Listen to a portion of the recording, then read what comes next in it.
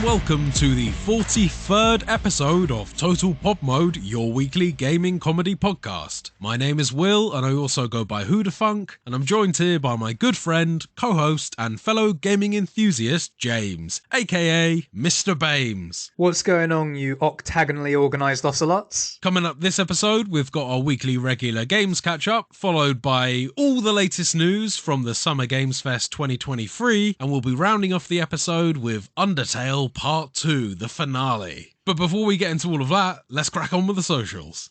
You can, as always, find the podcast on Spotify, Apple Podcasts, and pretty much anywhere else you get your podcasts by searching for Total Pop Mode. We also post regular video content of our playthroughs, stream highlights, as well as the podcast on our YouTube channel, Total Pod Mode. You can also find us on Twitter by searching for @TotalPodMode, all one word. And whilst you're there, you can find me at Mr. Bames, and I'm also on Twitch under twitch.tv/MrBames_TPM. And you can find me at Hoodafunk on Twitter, and I'm also on Twitch under twitch.tv/Hoodafunk. Okay, man, I think it's about time we got on with the catch-up. So, James, what have you been playing this week? Well, Will, before I tell you what I've been playing this week, I have a take back and an apology. Oh, geez, we're starting off right and early. We are. My apology is to you. Oh, wow, okay. I'll prepare myself. What's this? Because just before we started recording, you asked me if I had any surprises for this week, and I said no. You lied! I lied to you. I lied to your face, pretty much. Liar!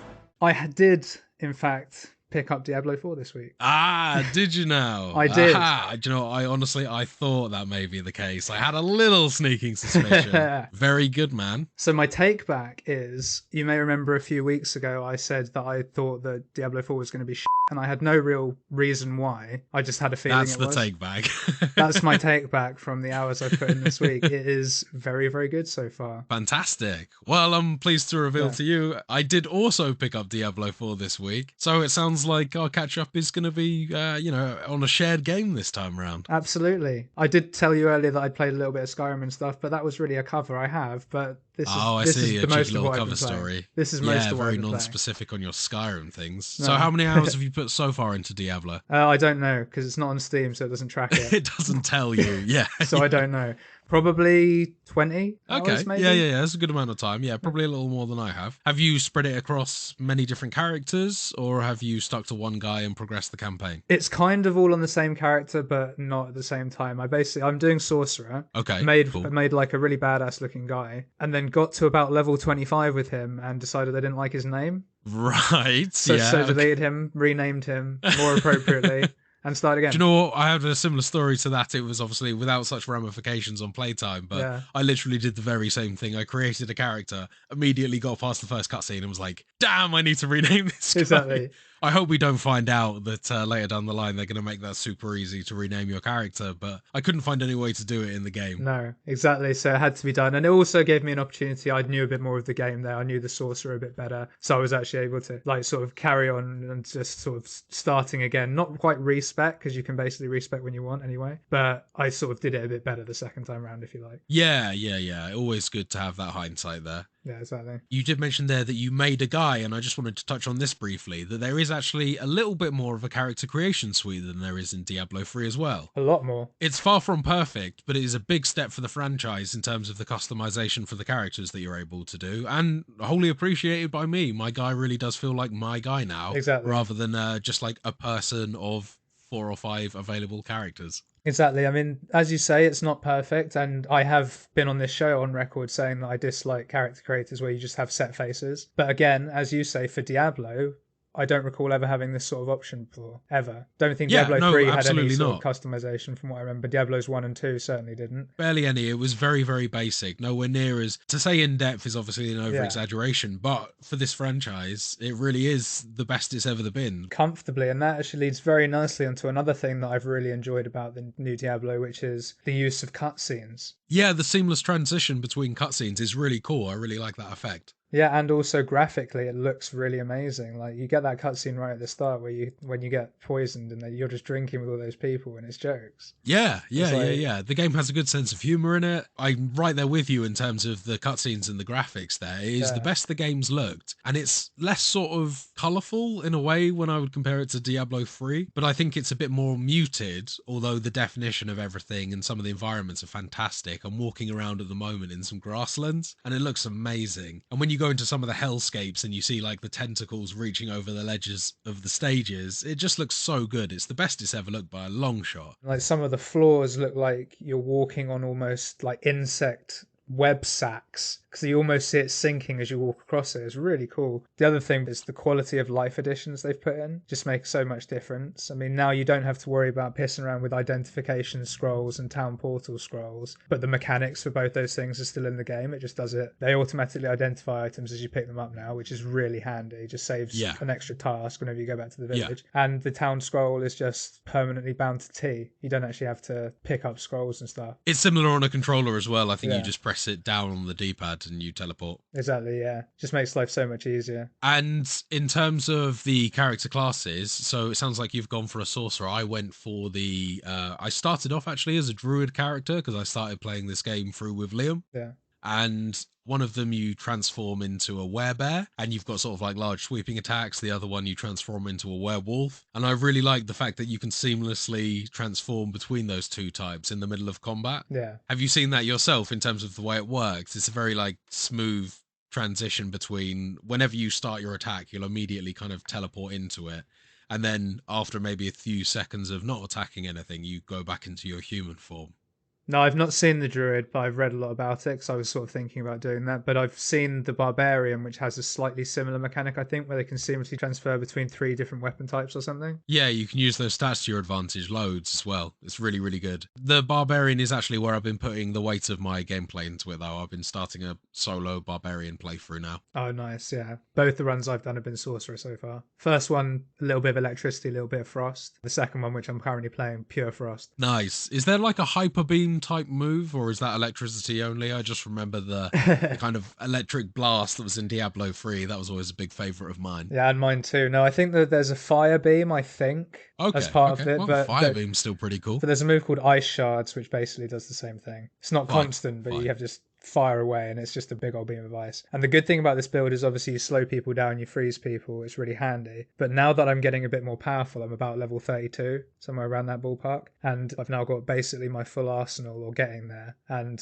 I can now do the passive buffs as well. My character's now just becoming quite powerful and it's very nice. But this game is good at keeping you on your toes. Everything scales to your level, apart from areas that are higher than your level. Yeah, so you're never yeah. like rushing through an area just feeling like you're crushing stuff, which is cool. I gotta say, actually, though, I have been kind of feeling like that. I feel like I might need to up my world level to the second tier because I've started off on the first one, and fair, yeah. it does seem very easy. Yeah, I didn't even bother with that. I went straight into veteran tier because I've played all. Did you? Yeah. I've played all of them, so I should really be starting in there. And also, it said you get more experience.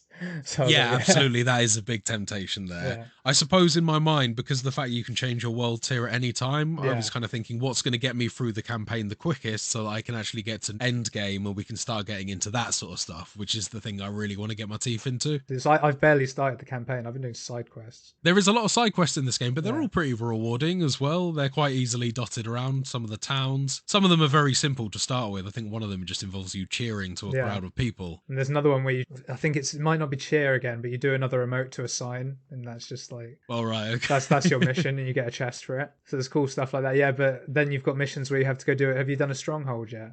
No, I've yet to get to any Oh, of those. dude, It just sounds like a big dungeon. Well, it's a big overworld thing, and you get like missions in it, but the enemies are scaled 2 levels above you. Oh, okay, cool. So the actual missions themselves are relatively tough, lots of mobs, but cool stuff going on around it. And then certainly the two I've done, the boss you get to at the end is, well, I say that one of them was really, really tough. I did second time because the first time I got rinsed and I was like, okay, this is going to be another tough one. Then for some reason I just beat it really quickly. Switched on that time. Well, yeah, maybe, or maybe I just got a bit luckier.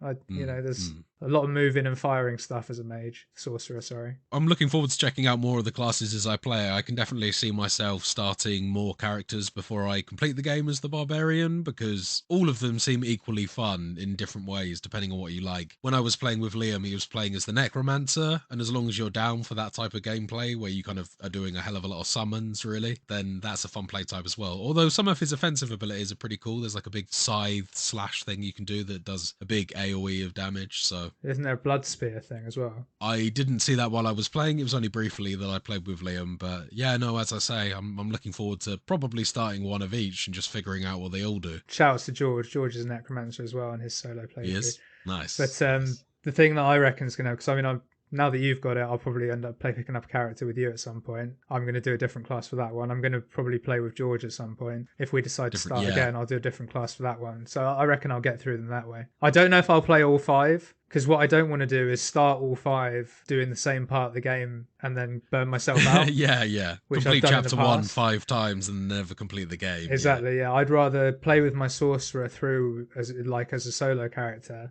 and then pick up new characters with other people. And if I really like the class, I can then do another one or continue that one or whatever. That's probably how I'm going to do it. So let's talk a little bit about the new online play edition, which is the kind of the main shake-up since Diablo 3. Yeah, and the main reason that this game sucks. Yeah, honestly, Like it's this. my biggest complaint about the game. We've kind of talked a lot of praise about it. Let's get on to some of the more negative side of things. So, what would you say is the biggest issue with the online elements in this game so far for you? The fact that it cut out when I was doing a stronghold last night and it was really irritating, then didn't work for the rest of the night. Yeah, okay.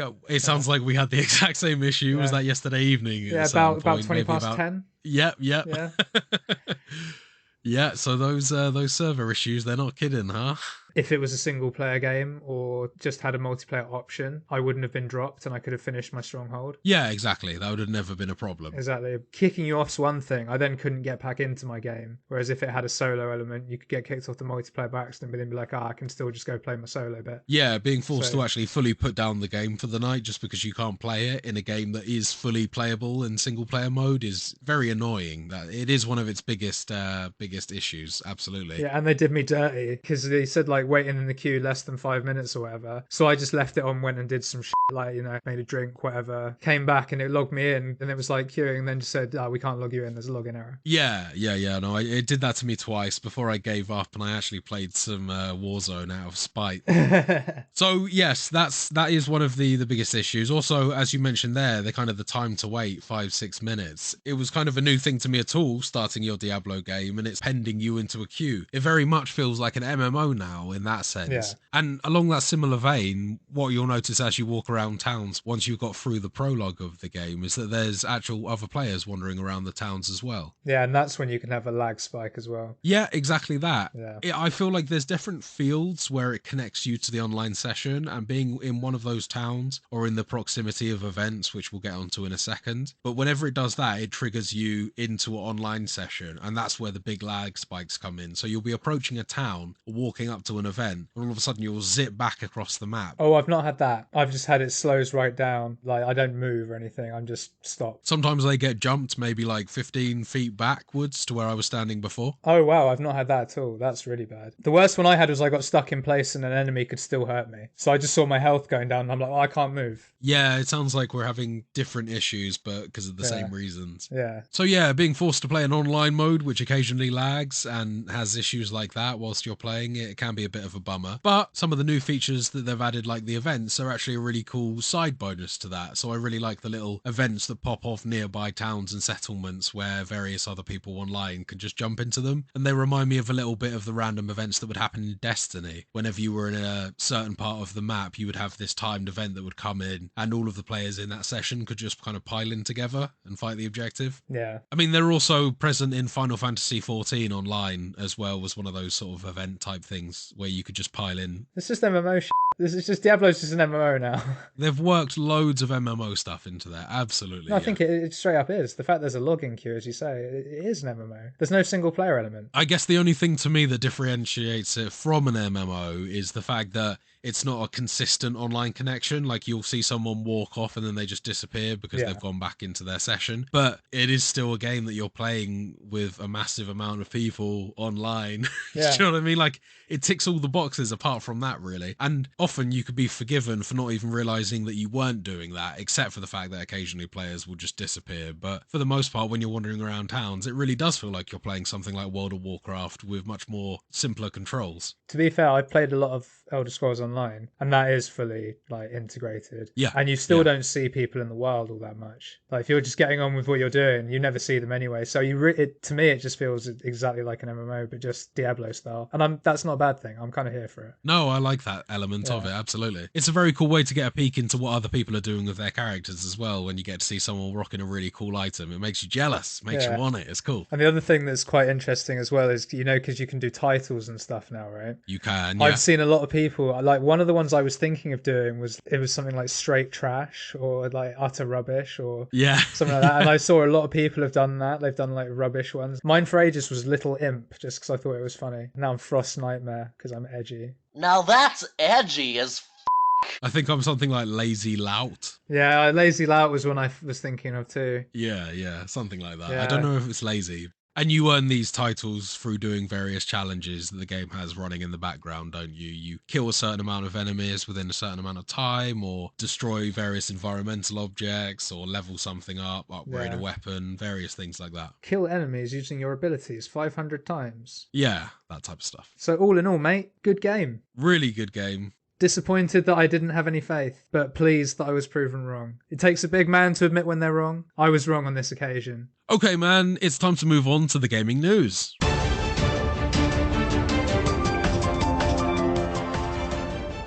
So, at the time of recording, the Summer Games Fest 2023, hosted by Jeff Keighley, took place just yesterday on the 8th of June. The first time ever with a live audience. Oh, I didn't know that. That's cool. Yeah, they actually had a crowd this time, which did make a difference to the event. There was less of a sort of a kind of a silent studio backdrop feel to it, where it felt a bit like a news station. This actually felt a bit more like something to celebrate about. And having those people in the background cheering on the things that they liked, it kind of had that slight E3 vibe, which will obviously be missing this year given the cancellation we announced earlier. And our man, Jeff Keighley, was looking particularly fly in a dark brown silk jacket with a black high-top trainer combo. Ooh, snazzy. Jeff, you're teasing us. We're always looking forward to seeing what pair of trainers and jacket combo Jeff's going around with this time. It was a kind of like a pattern-style blazer. It was looking very fancy and very mismatching as usual.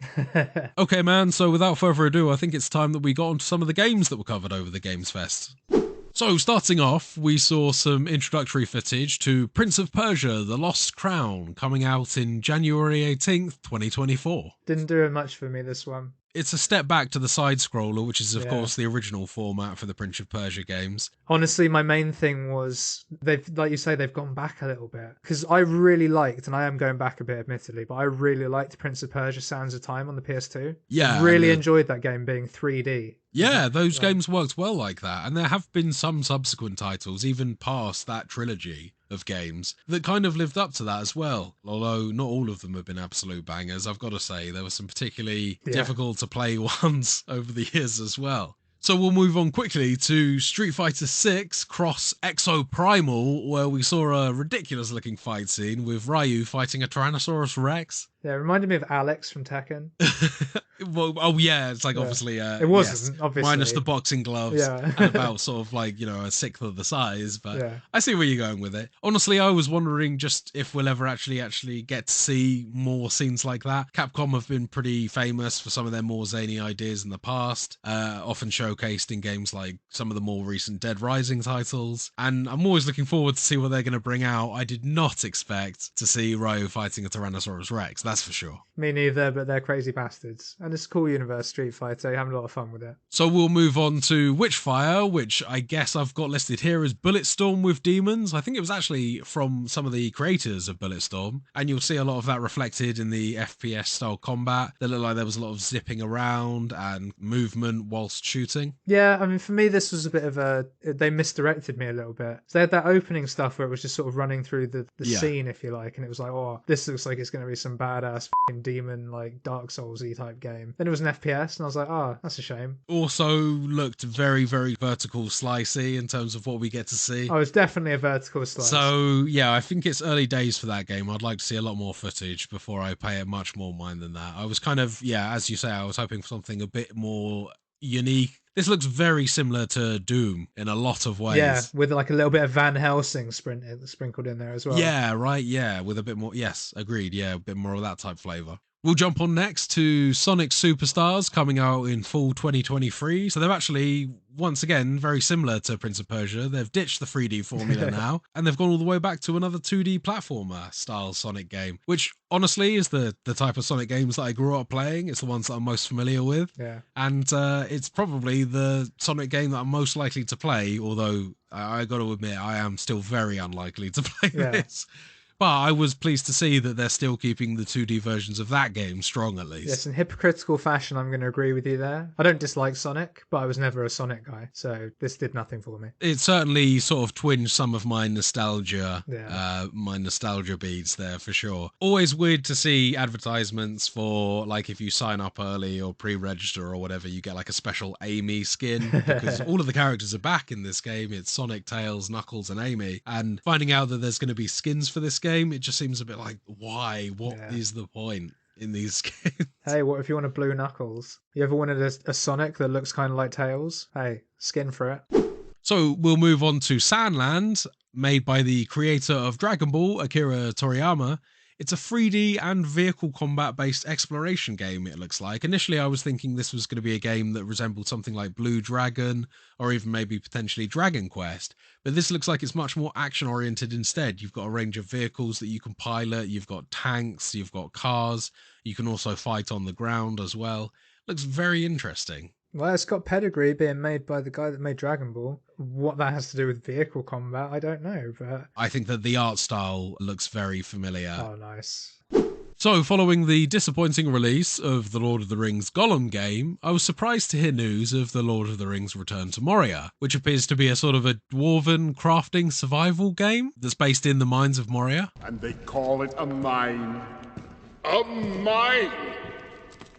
In the game, we see a group of dwarves fighting what look like spiders, kind of like a large octopus thing that sort of resembles the thing that attacks the Fellowship as they make their way into Moria. And we also see some trolls as well. Pretty standard stuff. Yeah, very kind of standard fare. I think this game is certainly going to appeal to a very specific type of person, and I really do sincerely hope that the crafting mechanics are really well thought out and it does work out for this game. However, my expectations have been severely dropped. I'll be interested to see just how much this one develops, and interesting to see just how deep the systems go. It's certainly got a lot of competition amongst the landscape of other survival crafting games. Yeah, it'd be interesting. Do we know if it's the same people that made Gollum that are making this one? No, it's not the same studio. Okay, well, hopefully that is a little reason to be a bit more optimistic. Seems brave, especially fall 23. That's very soon after Gollum. Yeah, it's coming soon. Yeah.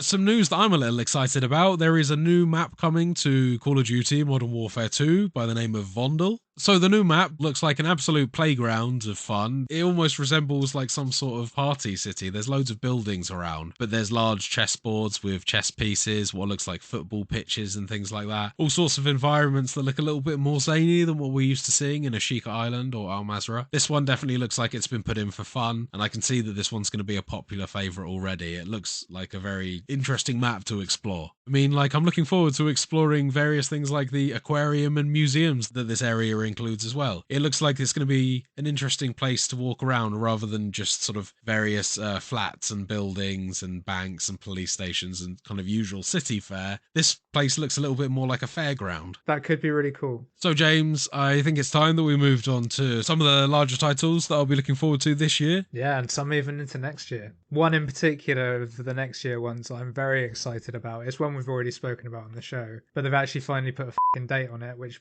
makes it seem more real to me. Yeah, absolutely. It's now no longer a fever dream. Power World. Shall we get on to it? Early access Yeah. as of January 2024. Exactly. So a lot of the images that we saw is very familiar stuff for those that have been keeping up with the development of Power World. It's certainly nothing new in terms of the gameplay that was released at this event. But as you say, having a date now aligned for that project is something to look forward to. It finally feels like it's the other side of the hill rather than just some unspecified made up project that's trolling everyone into thinking that there really is a game that's going to let you have Pokemon and Gatling guns in the same and a game. farming sim. Yeah, Don't forget, it's all of them. a goddamn Animal Crossing tacked on the side as well. That's the thing. I mean, there's still time for it not to work. Don't get me wrong. So that is definitely one to watch, and now we've got a date. It's something that we can look forward to playing early next year. Yeah, absolutely. Okay, James, it's time to talk about a title that I know we're both looking forward to, Remnant 2. Yes, Remnant 2. Been following this one for, well, ever since it was announced at the game. Was it the Game Awards it was announced? And yeah, like they've been sort of releasing little teaser trailers as the way's gone on. You know, we've been looking at some of the classes, looking at some of the areas, and we just basically got a bit more of a look at all that sort of things. A few more enemies we saw. Yeah, I was liking the look of some of the enemy variation in the game. I did specifically take note of what looked like a horse-mounted enemy attacking you with a staff. That looked particularly cool and distinctive from anything we've seen in the previous games. Yeah, absolutely. It also seemed like it took on a bit more of a techno-punk style look as well at certain points in the game. There were definitely certain levels and bits of scenery that reminded me of The Matrix, actually, seeing these kind of rows and rows of what looked like pods amongst columns. It almost made me think of the kind of the nests that they had that they were locking everyone into the Matrix in. Stuff that I wasn't necessarily expecting to see either. Yeah, I know what you mean. It does seem like it's going in a slightly different direction than just the route, although I do believe the route is still in it. It definitely seems prominent, absolutely. But the thing that I was most impressed by, because it was kind of new to me basically, because I've been following it, as I say, was it looks like that the overworld's going to be a lot more populated, and there's a lot more sort of random interactions that you can have in terms of when you're walking around the towns. People might be sort of building stuff in the background or fixing it up, like up ships and things like that. It looks like it's a lot more alive, and obviously the hub world in Remnant 1 was just 3 rooms basically, so it looked like it's a bit more dynamic, which is cool. Yeah, I think that will definitely feel more a bit like you're putting yourself in the game, especially if that sort of progresses as you play more of the game as well. Yeah, but the only thing we didn't see is whether they put in a block or a parry mechanic, and that's really I don't think they will have done personally. I think they'll have kept it the same. It does seem like a lot of the gameplay that I've seen, nothing really wowed me in terms of this is completely new, although we do know that the foundation for the game is stable and it is a good game at its core, so unless they've drastically changed anything, which it doesn't look like they have, I think this one is definitely going to still play very well. And I am intrigued to find out what the new classes do as well. I want to check out this class that has the dog friend. Oh yeah, man. Well, I think the trailers and stuff are still all up on Steam and YouTube, so go check it out. Yeah, they've got character breakdowns. I'm looking forward to getting hands on that. Oh yeah, I am too. Well, we won't have long to wait. It's coming out July 25th. Yeah, which is a lot sooner than I thought it was coming out. Good news all round. Okay then, let's move on to yet another title that I know both of us are excited about, The Lies of P, coming out on September 19th. A little later than they originally announced. However, they did announce earlier this week that they're taking a little extra time to put the effort into patching the game and doing last minute bug and performance fixes. Which I'm absolutely all for. Don't release the game until it's f***ing ready. Everyone's looking forward to this. Yeah, absolutely. I'm certainly with you there. Take your time with this game and release it in a good state. I was definitely hoping to see more of the game in this gameplay trailer. We got to see quite a bit of sort of more cinematic style footage that looked like it could be gameplay but taken from different angles. None of it really resembled true gameplay from an actual player perspective, so I would have liked to have seen more there. Again, with that kind of tucked in the back pocket criticism there, that the game comes with like loads of bonus editions where you can get multiple skins for your P, essentially your Pinocchio, and one of those skins even involves a kind of classic Pinocchio skin where he even has the kind of like the yellow short hat, the ruff, and the whole outfit. Yeah, interesting choice there. I think that I haven't seen anything too egregious in there that looks like it's going to affect gameplay, and I'm really got my hopes up that this is just going to be a solid single player playthrough experience. Spider-Man fans will be excited. We finally got a confirmed release date for Spider-Man 2, October 20th, 2023, exclusive to the PlayStation 5. Boo. So, Boo. yeah, it sucks that it's exclusive to the It'll PlayStation come to 5. PC in like a year though, or two. Absolutely, yeah. I'm looking forward to seeing this game release on PC. Sony is seeming to have now, at least in the in short-term memory, a pretty good track record of finally releasing their games on PC. Come on, Bloodborne. Yeah. Come on, Ghost of Tsushima. And Demon's Souls. And Demon Souls, are we just chucking them in Yeah. now? It's just like a potluck of titles that we want Sony to release on the PC. If we throw enough of them out there, one might actually happen. But no, yeah, everything I've seen about this one looks really cool. You can obviously play as both Peter Parker and Miles Morales, I believe. It does look a little bit more of the same, but is that a bad thing? Probably not. Yeah, that's the thing, is it is absolutely more of the same with much more polished mechanics and just varied extra stuff to do to expand your combos and moves and stuff. It's just giving you exactly what you want. Bit of a weird trailer here because I was expecting to see a little bit more of the game than we did see at some of the earlier previews. However, this was very much a short presentation where essentially the logo flashed up on the screen and then a date, which was a bit odd because it all kind of cut to the cinematic trailer style thing. You thought you were in to see something cool, and then it was just the Spider-Man logo and a date, and then a fade back to Jeff Keighley. So slightly underwhelming, but I guess people will look forward to finally having a confirmed date. Not long to wait, October 20th. There you go. Something would be amiss if we didn't mention the very exciting announcement right at the end of the show of the Final Fantasy VII Rebirth trailer. A big relief for fans of the original Final Fantasy series. Coming nearly 4 years after the release of the original Final Fantasy remake, we're getting a continuation of the journey in early 2024. Yes, and this, as you say, it's great news for people that are a fan of the series, and I'm happy for them, I truly am. But 4 years for a game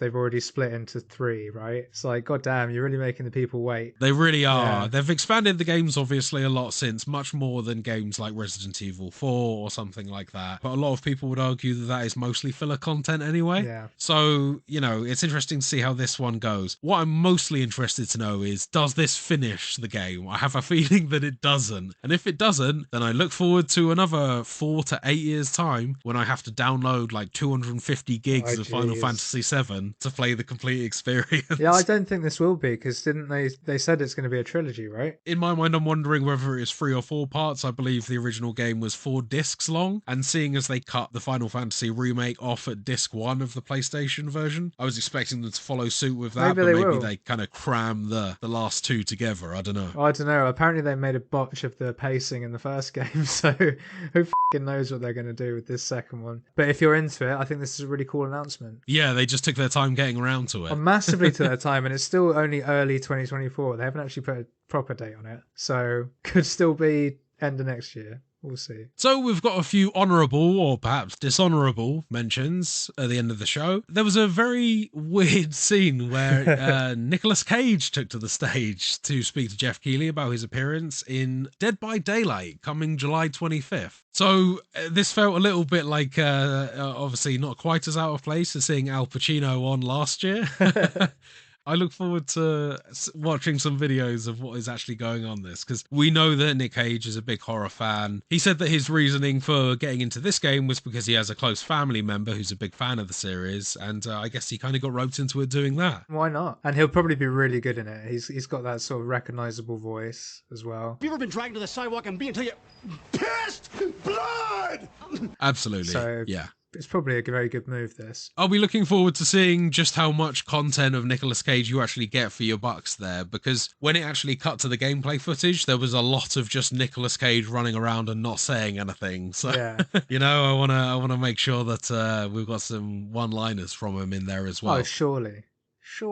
Okay, man, did you have any other mentions for the game show that particularly stuck out for you? There were sort of 2 that I feel I should give a little bit of love to. The first one being Yes, Your Grace Snowfall. I did actually play Yes, Your Grace, the first game, because it was on Games Pass, and it was actually quite a good time. It looks like a game where you play as a king overseeing a kingdom. That sort of deal, yeah. You make choices and what to do, and then that has consequences which can affect the story going forward. Kind of RPG, but not in the sense that you play around as a character, but you do have stats and and things, like from memory at least. Could be a good time there. I like the look of that game as well. Oh, the art sort of a style's pixel lovely. art style Yeah. and the color palette that they use in it is really nice. Yeah, and the writing's pretty good from memory as well. So, shout outs to them. Hopefully the second one's just as good as the first one, if not better. And the other one I just wanted to give a brief shout out to is Path of Exile 2, because Path of Exile 1 was really good fun, and you could legitimately play for completely free with no real drawbacks, even though they want you to buy stuff in it. And this is a game that resembles the Diablo series quite strongly. It takes a lot of tips from the Diablo series, I think, in terms of the way that the combat and gameplay works, right? Yes, but not so much in terms of the enemies and things, at least not the bits that I remember. I'd never got like super far in it, but it wasn't quite as demony. Very dark, very dingy. Action RPG style. I'm going to definitely be keeping an eye on that, coming out July 28th. Very nice. So, an exciting time all round for the Summer Games Fest 2023. Good job, Jeff Keighley. Yeah, pretty good. Pretty good show. You're pretty good. I think it's time that we moved on to Completionist Corner, James. Here we go for the Completionist's Corner.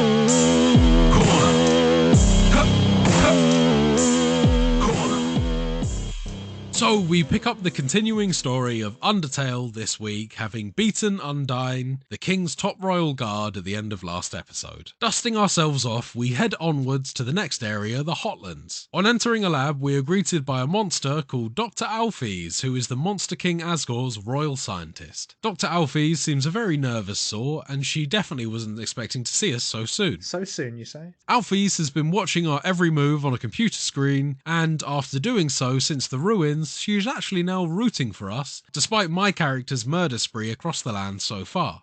Kind of up and down murder spree. Yeah, we had to make some exceptions along the way. With Alfie's help, we will be able to traverse the Hotlands full of steam puzzles and monsters. Before we set off, Alfie's warns us of a creation she made a long time ago called Metaton. Metaton was actually a robot meant for entertainment. However, recently he has been installed with several anti-human combat measures, and in Alfie's own words, he is an unstoppable killing machine with a thirst for human blood. Our conversation is then interrupted by Metaton suddenly and perhaps predictably bursting through the wall. Yes, and this was it was quite sort of funny, this, because in this first encounter at least, you don't get any sense that he is an unstoppable killing machine at all. Seems like a very useless robot. And this first sort of, mini boss fight, I guess you'd call it, if you want to even call it a fight, really. It's kind of a puzzle fight, it's a quiz. Gimmick boss fight. Yeah, it's a quiz, yeah. But it's a completely pointless quiz because Alphys just gives you all the answers. Slowly in the background shaping out the letters that you need to do for the answers. It's quite cool. Except for one question. She's like, no. It was a while before I noticed, and it was only when the questions got ridiculous that I actually started using Alphys. You know what the funny thing was? The first time I did it, I didn't see her doing it either. And I was actually doing quite well. Like, you know the one where it's loads of decimal places on the 42 or whatever? I actually got that one right. Oh, right, just okay. being complete guess. But then I noticed her and I was like, okay, fine. So the second time I did it, obviously it was fine. And then similar to other boss fights in the game, in between these quiz rounds, where you had the sort of standard fair minigame stuff. But all in all, quite good fun. Yes, a good little introduction to our two characters that we'll be dealing with primarily throughout this portion of the game. So we beat Metaton, chill with Alphys for a bit, and then before we leave, she upgrades our phone with a few extra features. More on that later on. And from her lab, we sort of walk out into the Hotlands and we get our first glimpse of some of the styles of puzzles that we get around here. Just very briefly, you have jumpy pads that sort of go over gaps or bits of lava. Yeah, shooty, steam jumpy pads. And the puzzles remind me ever so slightly of the Silphco company puzzles in the Pokemon games, where you have to walk and it kind of pushes you along the ground various directions. Oh, right, yeah, and you have to make sure you follow the right route, except that at each stop you get to choose a different direction to travel. And you get some cool equipment pickups here. This is where I found my weapon that I actually used until the end of the game from this point, which was the burnt pan. Oh, okay. The reason I picked that is because it did 12 damage, which was, decent enough, but not that I even mattered in my run, but it turns out I had one fight at the end and it was decent enough. But it has a perk on it that gave you 4 extra hit points of healing per item used. So an item that only healed 10 hit points will now heal 14, which when you've only got 20 hit points is really f***ing handy. Yeah, absolutely. Yeah. And some other puzzles that we saw along the way included sort of moving lasers. We had our old blue buddies where you don't move, and we're actually introduced to a new one here, weren't we? The orange laser, which you have to be moving through, otherwise it will hit you. So complete opposite. And obviously the puzzles that mix up the orange and the blue lasers, forcing you to move and then suddenly stop moving, were some of the ever so slightly more challenging ones. None of this was really particularly hard, but kind of just adding another layer of gameplay to a game that really benefits from things like that. Yeah, exactly. And the orange and blue lasers mechanic comes into some of the mini games later, and that's where it really does show like some difficulty coming in. Yeah. But with this, it's all just sort of, it's more of a almost tutorial on the go, so it's not Yeah. it's not really too dangerous. So as we explore the Hotlands further, we're plagued by messages from Dr. Alphys as she has set us up on Hotland's #1 social media platform, and we are now constantly bugged by her random babbling. She's always updating that status, isn't she? Yeah, a lot of it is just about how she should be helping Exactly. us, and it's clearly not helping us because she's too busy messaging about helping us instead. Eventually she does help us, and with varying success at least, throughout this area, occasionally needing to dip out to attend to other things. She's a bit of a klutz, is our Alphys. Absolutely, and she dips out just when you need her the most as well, Yeah, unfortunately. always the way, innit? So we work our way through this area until finally encountering a darkened room. Dr. Alphys calls us and offers to hack in and turn on the lights, and as she does, we're suddenly aware that we're on a set of a cooking show, with none other than Metaton, the entertainment providing / human killing machine, as the host. Yeah, once again, not really showing too many signs that he's a human killer at this point. He's just a pretty standard entertainer robot. Ah, well that's all about to change, James. We help Metaton get some ingredients together for our recipe. However, as the robot draws out a chainsaw, he tells us the final ingredient is human soul. Ah, there it is. Dr. Alphys thankfully interjects via a phone call to Metaton and suggests using a replacement ingredient, to which Metaton agrees. He won't make it easy for us though, as we only have 60 seconds to retrieve the alternative from a stack of kitchen cupboards all the way up to the ceiling. So with no hope in sight of ever doing this, we get a call from Alphys telling us to use one of the features she installed on our phone. The jetpack, because of course. Yeah, pretty standard feature for modern mobiles these days. Exactly. So using this, we managed to retrieve the ingredient whilst Metaton pelts us with assorted baking ingredients. It's kind of like a mini game sort of in the overworld. This it was kind of neat. That's right, yeah. You're trying to avoid bullet hell, which is actually, in hindsight, very similar to what the usual boss fights are, just presented in a different way now. Although I must say, I got hit a couple of times and it didn't seem to do anything. It just slows you down, that's all it really does. Yeah, as long as you're getting absolutely hammered by those things, you're going to make the timer. But no, so we get the alternative ingredient and then we can progress onwards once more. So as we continue to explore the Hotlands, we're ganged up by a group of royal guards who are pretty unwitting at that point. They don't really recognise me straight away, and they kind of come back after suddenly realising and discussing between themselves that I resemble exactly the person they're after. And at that point, I quickly dispatch them. Although I imagine, James, you, following your non-killing route through this game, spared them. Oh yeah, absolutely. And the way you spare these two is you have to convince one of them to tell the other one about his true feelings. Oh yeah, okay.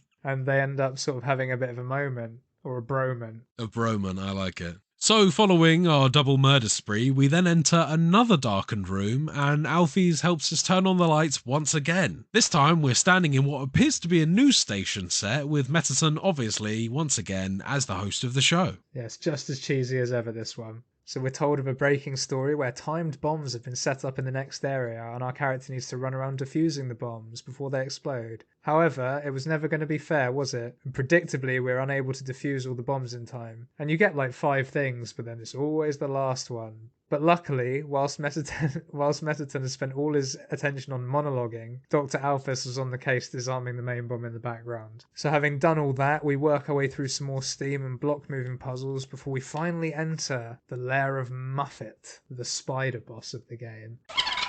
And this is a very interesting one to begin with, because right at the start of the game there was a spider buffet with outrageously priced goods. It's part of the lore in this game that the spiders produce various pastry goods. And I've read in looking up my bit last week that if you bought that at the start of the game, you can avoid this boss fight entirely. So I don't know whether it was necessarily that item or whether it was one that I bought slightly later on, but in my fight with this character, around halfway through, another spider comes up to her and gives her a note that says that actually there was a time when I bought something off one of the spiders, and that did make her spare me. So I was able to get through that one around 3/4 of her health, although I imagine that there are ways to do that without having to damage her so much before that spider shows up. Yeah, fair. You see, I actually found this the hardest boss fight in the game, weirdly. I would definitely agree with you. It's crazy. I had no healing items, really. I had 3 in my inventory.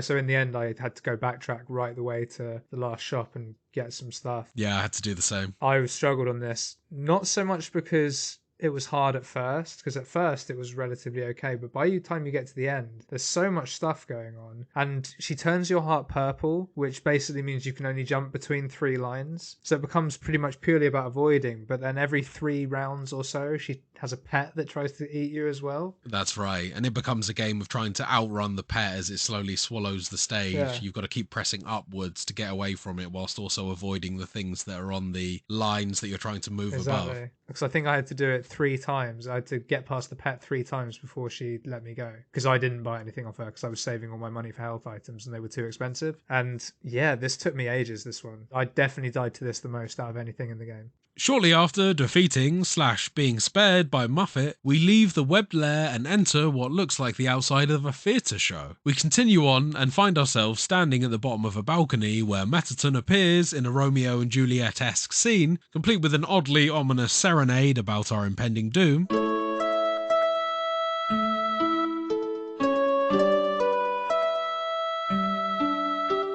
Yeah, with a lovely blonde wig to go with it. Yes, yeah. Very disturbing, that droid. Great character, though. But after this monologue and serenade, Metaton drops us through a trapdoor into a dungeon and we face another colour puzzle very similar to the one designed by our good friend Papyrus last week. To make matters worse, Metaton doesn't feel we need a reminder of the endless confusing rules of the game. So time to reach back into our minds for this one. We're also given a 30-second timer and a wall of flames closing on us to really up the tension. But as with pretty much all of Metaton's puzzles, we're destined to fail. But we're once again saved by the tardy hacking genius Dr. Alphys. She urges Metaton to stop fighting, but he insists on the battle. And so we move into, I guess, technically phase 4? Yeah, sort of. Metaton phase 4. So we start this battle, and Alphys helps us yet again by telling us about another useful device she installed on our mobile phone. This device allows us to turn our player heart yellow in the combat minigame, and we can now use it to shoot electricity at the enemies whilst we fight and avoid them. Oh, I didn't clock it was electricity. I thought it was just bullets. Well, I just kind of assumed it yellow. was electricity. It was yellow. I Yeah. thought it was, I thought it was. I could be wrong.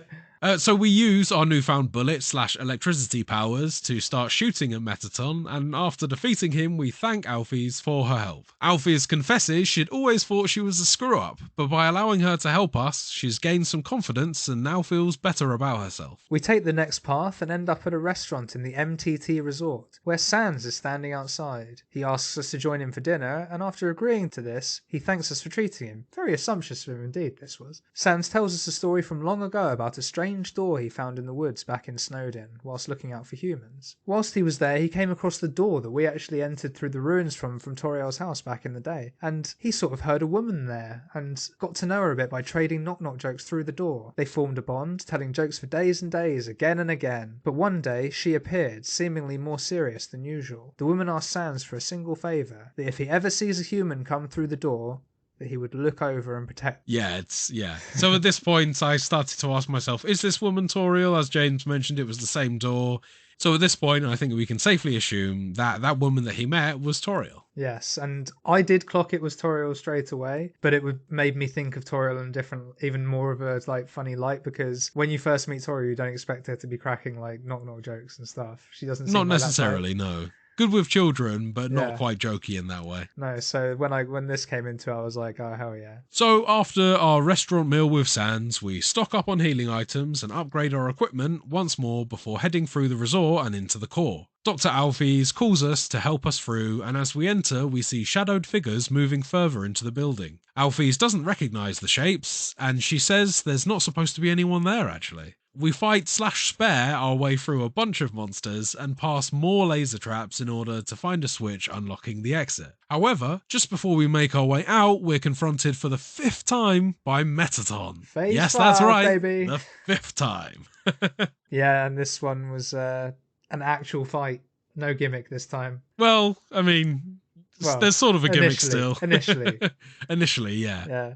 Metaton reveals it's actually Alphys who has been setting us up and causing us to complete traps and fight Metaton, in hopes of making us think her helping us would convince us to stay with her and not leave. After fighting Metaton for a bit, it's clear that our yellow heart shots don't affect him. He was just acting before to support Alphys. You see, interestingly, I thought that was all a ploy from him to make us hate her.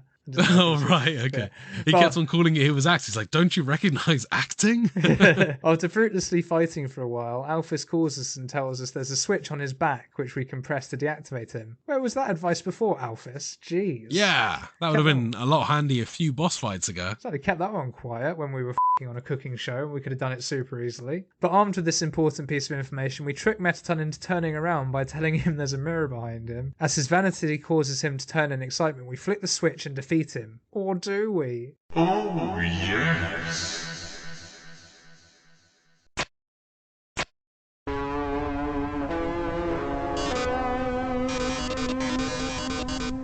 So now the still yet to be defeated Metaton has entered his EX phase. He has been unleashed from his cuboid computer shell and is now an all-singing, all-dancing android. Yes, complete with lovely hair. Yeah, he's got a very nice quiff. We use our powers to avoid and shoot through Metaton's attacks and shoot at his weak points. This fight is a little different, where there's an alternative to the usual health bar we have to drain before we defeat most enemies. When you say we mean you. Oh yes, yeah. More me, yeah. We also now have a TV ratings bar where the ratings increased based on various actions that we perform in the fight, such as attacking, being hit by one of Metaton's attacks, and also using certain items. For instance, the glam burgers that are available for purchase at the shop before this boss fight become actually really useful here, because as well as restoring lost health points, they also boost your TV show ratings due to the on-brand significance. And there wasn't much fighting in mine at all. I was just doing the boast act constantly. Oh yeah, Which yeah, basically very good. means if you don't get hit, you get like your ratings just constantly go up and they slow right down if you get hit. Sure So thing. I was just trying to not get hit, and I was having relative success with all of them, bar like one of the 4 or so mini games you can get with him.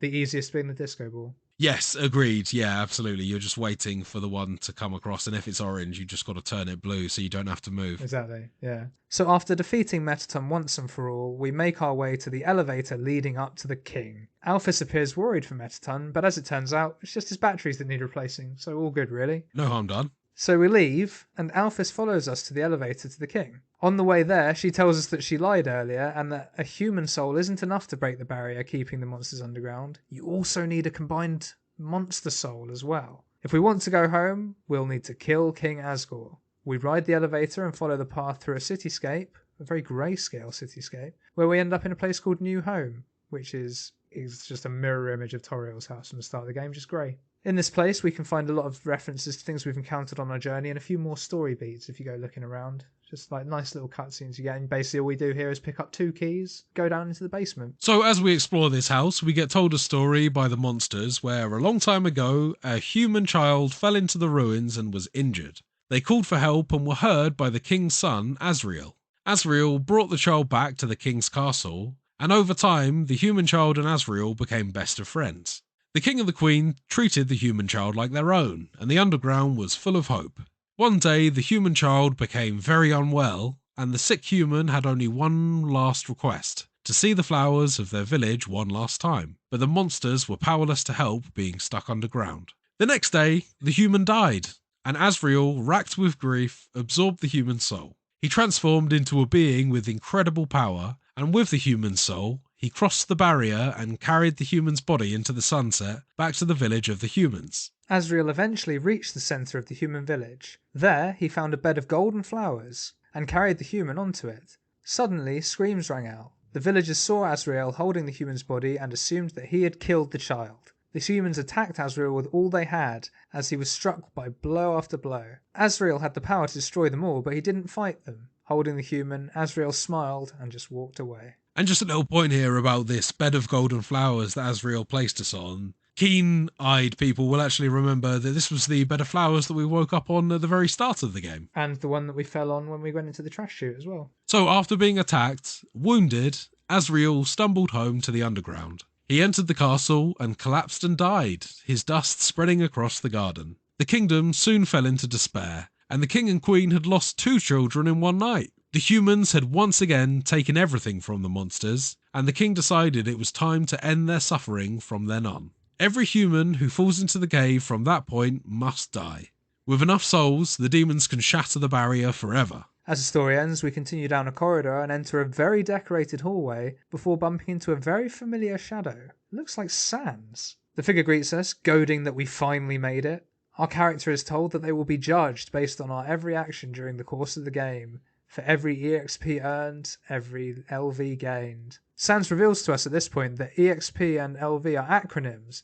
They don't mean experience points and levels, like the Monster Flowey told us at the beginning of the game. EXP actually means execution points, and those LVs that Will has been earning the whole time aren't skill levels, they're levels of violence. Oh jeez, I've been misled. Are we the baddies? We're asked to take a moment to think about this whilst we're being judged. So this was quite the revelation there. It turns out that we're not earning levels, we're executing people, and we're not gaining experience. You're executing people. There's no we in this. I didn't kill a single thing. So yeah, this is the bit where the game kind of turns it round on you if you've been following my route, which is to kill most of the enemies in the game. And yeah, at this point, I was feeling pretty shocked, I got to say. Yeah. It's quite an interesting, I guess, comment on the situation that obviously as you kill more enemies, it becomes easier because of the fact that you gain more levels of violence. Yeah. To the point where you gain more health points, so you can take more hits and you're able to, withstand more of that trauma, as well as inflict more trauma because you deal more damage. Yeah. So yeah, there's a point to be made there, and one that I definitely did not clock until I had it laid out for me like Sans did. No, and it's not something I ever engaged with, but I was like, that's cool. That's a nice twist. I'm glad I didn't do any of that stuff. Yeah, the game definitely pulls a bit of a last minute spin on you there. Exactly. The shadowy Sansy figure then disappears, and we're left to roam another hallway. And just before you go on, Will, it's worth noting that in the true genocide run, you'd actually fight Sans there. Oh, do you? Right? And apparently it's one of the hardest fights in the game. Again, as we mentioned last week, there's a few ominous moments that he has. His face changes. And that absolutely happens a few times during that cutscene. You wonder whether he's going to suddenly turn on you. Cool to see that there is actually a time and a place for him to actually do that as well. In one room down the hallway is the throne room. However, if you carry on a bit, you can also find another room full of coffins marked with different coloured hearts, with the red coffin, the colour of our hearts, being marked with the player name we chose at the start of the game. Yeah, ominous. Yeah, it's always a bit worrying to find a coffin with your name on it. Yeah. Heading back, we enter the throne room and are met by another cow-like monster, slightly resembling Toriel. This time, it's our king, who is actually Asgore. Yeah, as Will's just said there, Toriel with a beard. Toriel with a beard / King Asgore is actually humming to themselves and watering the flowers in their garden. Yeah, and what colour are those flowers? It would have to be golden. So, as he turns to us, resolute, he says that we know what we must do, obviously meaning killing him and absorbing his soul, in order to break the barrier and escape the underground. We follow Asgore, walking through a corridor into a room where we can see the barrier stopping the monsters from escaping, and the fight begins. Yes, and this is actually, for me as well, a fight. Because notably, at the start of this game, he immediately destroys your mercy button in the game. And there's, I don't think, any actions you can do. I think you can talk to him, but I don't think there's anything that you can do to no. disarm the situation, No, you actually have to damage him enough to where he succumbs to you, essentially. Like, basically giving up. And so this is where I was first introduced to the sort of golf swing-esque perfect timing mechanic that Will spoke about last week. And I kind of struggled with it at first because it's not quite, like, it's all random, it's not rhythmic. The speed that the attack goes varies, so yeah, it's not a predictable pattern each time. Yeah, so I was like struggling with the timing a bit at first, but got used to it quite quickly and was actually able to beat this boss first time. Because other than me having a new fight mechanic that I wasn't aware of, it was pretty similar fare to the rest of the fights we'd had. A few notable attacks, but nothing that we haven't seen before, really. No, for the most part, it's just avoiding various projectiles and not really much that changes up from there. But it is a very solid fight. And I got to say, actually, the first fight in a while that I'd actually enjoyed as well. Perhaps that wasn't because I really struggled through it. But yeah, I did find this fight quite enjoyable. Yeah, the one thing that really helped me with this fight was the fact that he could never seem to kill me in one hit. I don't know if it's something to do with the way the fight's scripted or whatever, but if I had over half health, I would always end on 1 health, no matter what my number was, if you see what I mean. So I don't know if there was always a sort of slight bit where you have to heal back up and he can't kill you in one shot, or maybe it was just my luck. But that helped a lot, so I was able to just keep on top of the healing items. As I say, at this point, +4 to all my healing stuff. So I was just getting full health again using each item, so it was great. And interestingly, in this fight, if you eat the slice of butterscotch pie in front of him, his attack drops. Oh, really? Okay, that's Because interesting. Toriel made it, and he's obviously Toriel with a beard. So after defeating the king, he falls to the floor and recalls the day Asriel, his son, died. He waged war on the humans and wanted to use their souls to escape and become a god. His wife, however, began to detest him for his warmongering and pursuit of power, and the queen left the king and was never seen again. And at this point, it's probably fair to say that it's heavily implied that Toriel was the queen. Which explains her warmth towards the human child as well. Her, obviously. And not wanting to let the human child out into the monster world. Absolutely. Knowing the risks. So you not only did you kill the lovely character, Will, you also killed the queen of the monsters. I did. So, with one final blow after the king recounts his story, I smite the king. Yeah, and I spared him, and he just sort of wanders off and got a slap from Toriel, basically. And She tells him off, and then they really don't get on. Yeah. Oh, right, okay. So suddenly, after killing the king / sparing the king, Flowey, the monster at the start of the game, appears from the darkness, laughing evilly. He tells us that we have finally understood his words at the very beginning of the game. In this world, it really is kill or be killed. I got the whole, have you learnt nothing? The game then crashes as an ominous sound rises. So James, I'm interested to see, how did the Switch handle this? Because you were playing this on the Switch. On a PC, it's pretty easy to replicate computer glitches and things. Yeah. Did the Switch account for this? Or how did it work? Did it just take you back to the menu? No, I imagine it did exactly the same thing yours did. It was just glitching about a bit. No, but did the game close? Because my game literally, it like crashed. It closed, and you have to literally open the game again, go into Steam and open the game again. Okay, no, mine...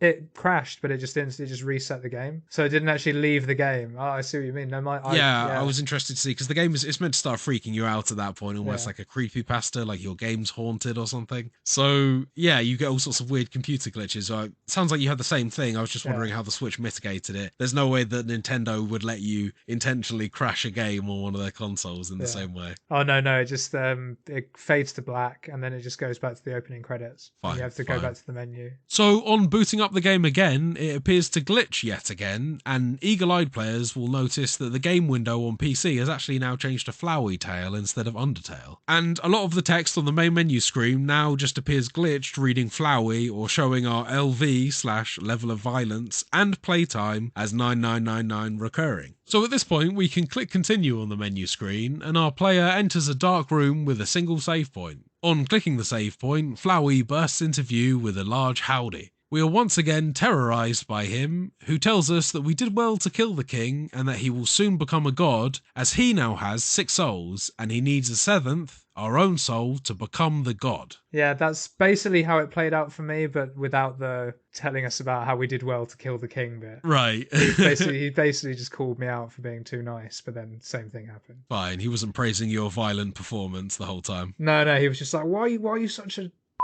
wet blanket? At this point, Flowey then uses the souls to transform into an absolute abomination with vine-wrapped claws, human-style dentures flapping uncontrollably, and what appears to be a mass of tentacles with eyes, topped off with a creepy flickering TV screen in the centre showing disturbing images of faces. So this is actually called Photoshop Flowey, and it's a very accurate description. It really does look like someone's just taken snippets of various images and kind of glued them together to make a monster. Very weird looking and odd, but still fitting with the game somehow. Yeah, and like the dentures were kind of beaky in a way. Yes, each row of teeth was like a separate teeth. Yeah, exactly. Yeah, this was a pretty manic fight, wasn't it? Really manic fight. Honestly, this was my least favourite fight of the game. I was really ready to complete this game, let's just say, by the time I got to that point. And the fact that I was finding this don't get me wrong, so hard to do, it was tough, this one, I gotta say. I had gone past not enjoying the game anymore, and I wanted to really get it done at this point.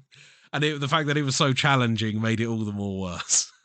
No, see, this is interesting. Did you have any way out of sort of the attacks? Because I agree the attacks are brutal, but I had like every so often he'd drop the act button. Yes, that's right. During certain of the mini games, you have to click on the act mini button, and then it provides you with an opportunity to recoup your health To and do heal, some yeah. damage. Yeah, so I did have that, but I got to be honest, it was giving me my health top up in between. But I was finding just keeping my health throughout the mini games really hard. Those were for sure the most difficult mini games to avoid the projectiles flying at you. Sometimes it just felt almost impossible and almost like you had to take hits. Although I'm sure that if I watched a pro playthrough of this, there is a no damage speed run somewhere. That's perfectly plausible, but yeah, I was the same. I was getting hit a lot in this. But because I was able to heal, and I got the impression that you weren't really meant to lose this fight. Like at no point did I die. I died a lot to this fight. A lot. No, but I don't know whether I died once. I never seemed to get hurt like enough to die. I don't know. I was clearly getting hit,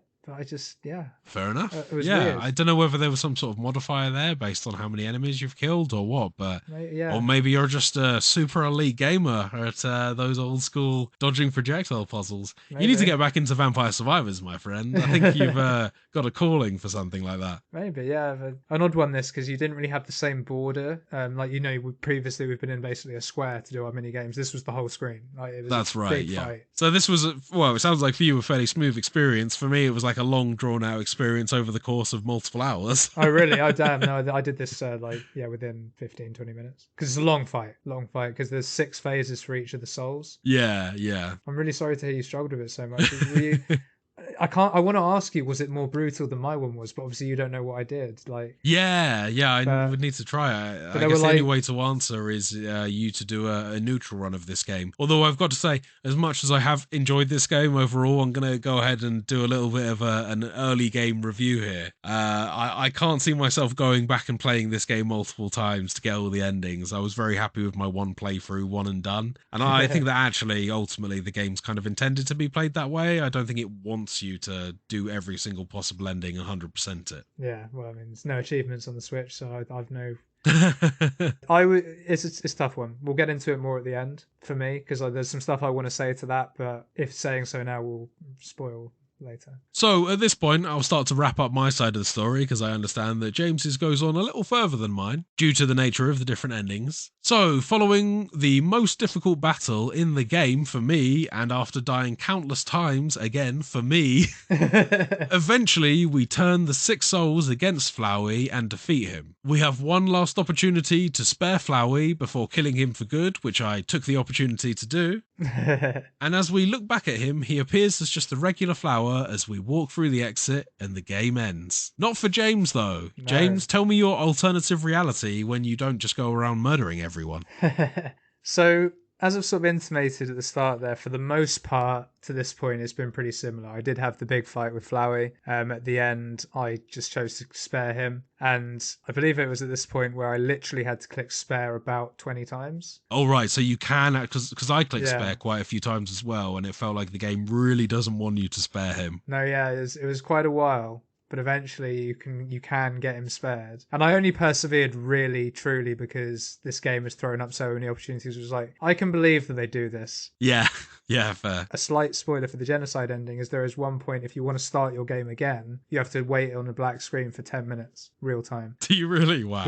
Before a character speaks to you and you can reset your game. So they've got form for this, so I just kept pressing spare, and eventually I was able to actually spare Flowey. And what happens there is I did get credits, so I did get made by blah blah blah. But then, so at this point I restarted my game, and I was back at the lab, and I just sort of thought to myself, I'm going to go visit some of my peeps, see what they're saying. So, I went back to Snowdin. I went straight to Papyrus's house, obviously. Of course. And actually Undyne was there as well. And she had a letter that she wanted me to deliver to Alphys. It turns out that she hadn't written her name on it. So it was just a letter, just exclaiming feelings for Alphys. Right. And I ended up going to Alphys's lab. I can't go into the lab because the door's closed. So I slipped the letter under the door. Ah, I saw a note that says that the door looks like it has a space that you could slide something underneath it. Okay, right. So you can't even do that on your first playthrough. Interesting. No, but I did that. I slipped it under the door, and Alphys, because it doesn't have a name on it, thinks that the letter's from me, so she thinks that I have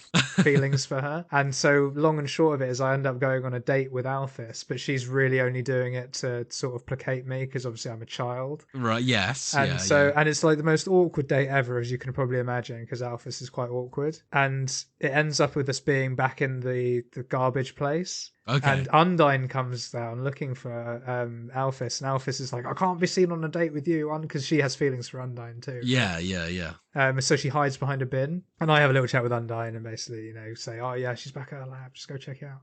And me and Alphys finish off. Nice. It's good wingman for Alphys there. Exactly, and the end of the date with Alphys is basically me convincing her to tell Undyne how she feels, and so she. Oh, you're playing Cupid as well. Yeah, exactly. So it's pretty nice this. But no, so at this point, end the date. She's going to go tell Undyne how she really feels, but she needs to go back to her lab first to, sort herself out or whatever. So I actually follow the lab too, and the door that you slipped the letter, that you said you saw the gap under, but you can't do anything with. That's now open. Okay. And I actually end up going to a whole new area called True Laboratory. Okay, cool. And down here you get just a bit more lore. Is it a genuine true new area with new enemies and things like that? Yeah, wow, yeah, cool, new mini bosses and stuff, but they're sort of gimmick bosses. You're not really fighting at this point. You can spare them quite easily. It's all very story stuff because Asgore is kind of the final boss, right? Or Flowey is, should I say? So all you're doing here is you collect 4 keys, and there's 4 mini bosses, but really it's quite simple, just very simple puzzles, and you spare them all, and eventually you get cornered in a room. It looks like a whole line of them is about to eat you, and Alphys comes down and is like, oh no, sorry, they're just hungry, I need to feed them. Because the lore that you find out down here is that Alphys has been working on trying to split the quality of the human soul out that makes it able to sustain, because monster souls, when they leave the body, they just disappear straight away. Fine. And it turns out, and I don't know if you'll have gotten all the text for this throughout the game because you were killing stuff, but you notice how whenever you save, it's like you are more determined or whatever. Yes, you get this kind of flavor text of like seeing the castle in the distance fills you with determination, or early on there's a lot of like weird mice and cheese scenes, so it's like seeing one day that the mice might be able to power on the microwave and defrost the cheese fills you with determination. Yeah, and it turns out things like that. Yeah, and it turns out that Alphys has deduced that determination is what makes the human soul persist. Of course. So she's been trying to extract determination from the human soul, implant it in monster souls to make them persist, but has had loads of different effects, basically melting loads of people, evaporating them, all sorts of crazy stuff. Not really sure on the ethics of these experiments. No, yeah, exactly. Alphys. So Alphys has just been doing this all for Asgore, right? But anyway, you learn all this. Alphys saves you and does sort of admit to it. And at this point, there's another lift in the laboratory which you take, and it takes you back to New Home. So the area where Asgore was. Yeah, the kind of copy of Toriel's house. Yes, and at this point, if you go back to the throne room, you're greeted by Flowey once again. Oh, Flowey's claimed the throne. Not quite. Flowey reveals his true identity. None other than Asriel, the son of Toriel and Asgore. That is a big revelation. You sort of get this revelation after he's set in play a motion where all of your friends throughout the game, so Alphys, Papyrus, Sans, Toriel, Asgore, they're all there in the room with you. And Flowey uses this opportunity to capture them all, reveals that he's Asriel, and then you have the final fight. And this one is very much a fight that you can't lose, because what happens is you try and like talk to whatever you're doing, and Asriel just keeps attacking you. But if you die, which you will, your heart breaks like it does in a death scene, but then just gets put back together. And you carry on, and Asriel's like, what the hell's going on? How are you doing this? And basically the power of friendship is stopping you. Of course. Because you're so determined to save your friends that you are there and you just keep on regenerating. You can't die. And eventually you get the option to save as part of one of your actions. Each character has their own mini game type thing that, if you've been paying attention to the dates and like interactions you've had with them, it's just obvious answers, and then you can save them. Eventually you save all of them, defeat Asriel, and Asriel turns from an evil sort of demonic goat-like being with wings and stuff in phase 2 and like craziness, turns into a little baby like child Toriel / Asgore with a stripy t-shirt on, and you have a really nice interaction with him. So at this point, you also find out your real name, and it turns out your real name's Frisk. And and you have like a really touching scene with Asriel. You're basically your friends for a bit, and then he's like, I'm going to turn into my evil form again soon. So what's up? And you get like a really nice then end to the game where you're in a room with all your friends and you can talk to them all, and you just have like really nice bits of dialogue from them all. And then you get the choice of what you want to do. And I chose to break the barrier, and everyone left for the outer world and started a new life on topsoil. And the very final bit was Toriel saying, "What will you do now?" And I said, the two options were, I don't, I'm just going to go live my life, or I want to stay with you. I chose, I want to stay with you. And she went, "Oh, well, if you just said that right at the start, we would have saved us a lot of trouble, wouldn't you?" And then there was that is very true. It's very true.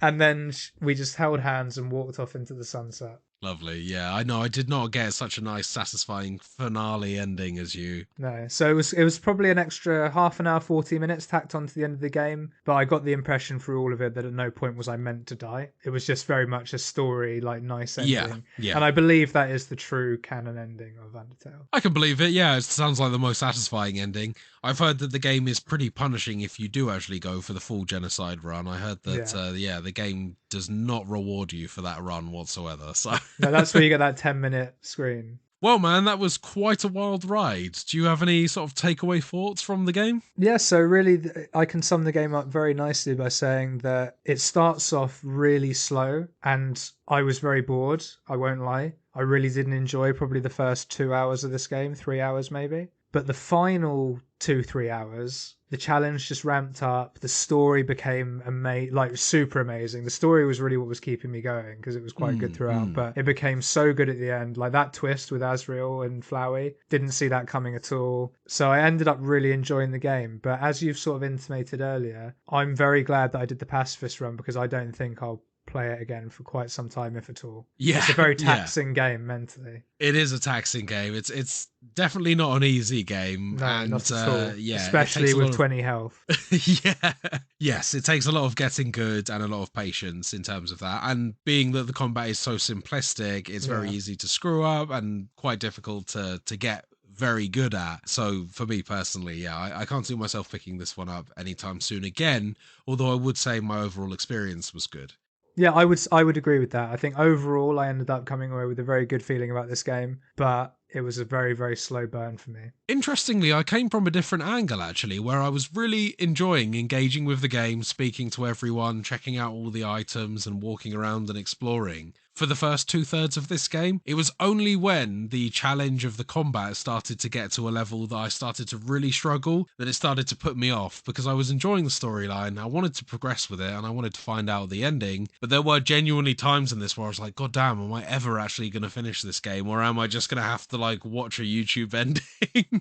I did worry in the like Muffet fight. It was tough. I did worry in that Muffet fight. Yes, yeah, the Muffet fight for me, but also the final Photoshop Flowey fight was really tough for me as well. I think you must have had something slightly different, because I can't believe that we'd have such different experiences with that boss. This game oozes love and attention for the game itself. There's more than a handful of references in there to other video games, and there's just a whole lot of love has been put into this title. Couldn't agree more. It's just very, very lovely, wholesome fun. If you've got patience for the slow start and then the cripplingly difficult bosses at the end. Okay, James, I think that about rounds us off for Completionist Corner and for the episode. So with that said, before we close out the episode, let's lay out the socials.